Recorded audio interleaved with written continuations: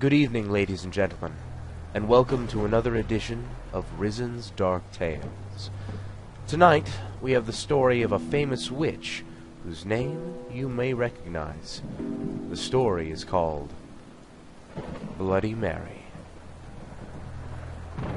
She lived deep in the forest in a tiny cottage and sold herbal remedies for a living. Folks living in the town nearby called her Bloody Mary and said she was a witch.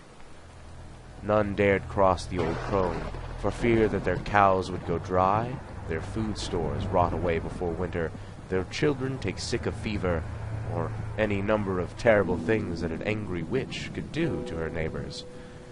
Then the little girls in the village began to disappear, one by one. No one could find out where they had gone. Grief-stricken families searched the woods, the local buildings, and all the houses and barns, but there was no sign of the missing girls. A few brave souls even went to Bloody Mary's home in the woods to see if the witch had taken the girls, but she denied any knowledge of the disappearances. Still, it was noted that her haggard appearance had changed. She looked younger, more attractive. The neighbors were suspicious, but they could find no proof that the witch had taken their young ones.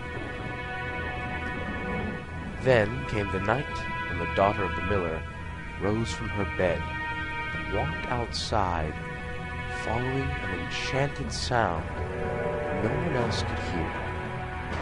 The miller's wife had a toothache and was sitting up in the kitchen treating the tooth with an herbal remedy when her daughter left the house. She screamed for her husband and followed the girl out of the door. The miller came running in his nightshirt. Together, they tried to restrain the girl, but she kept breaking away from them and heading out of town. The desperate cries of the miller and his wife woke the neighbors. They came to assist the frantic couple.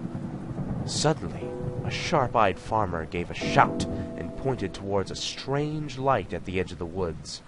A few townsmen followed him out into the field and saw Bloody Mary standing beside a large oak tree, holding a magic wand that was pointed towards the miller's house. She was glowing with an unearthly light, and she set her evil spell upon the miller's daughter.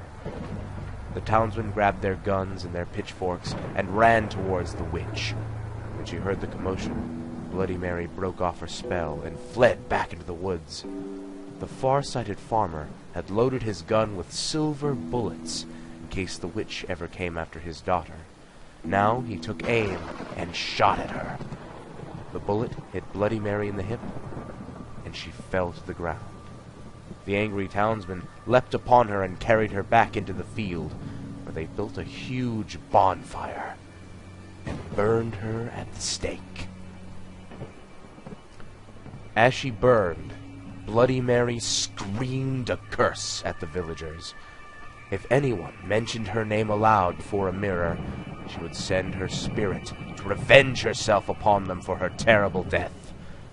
When she was dead, the villagers went to the house in the woods and found the unmarked graves of the little girls the evil witch had murdered.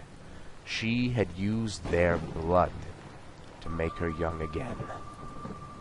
From that day to this, anyone foolish enough to chant Bloody Mary's name 3 times before a darkened mirror will summon the vengeful spirit of the witch.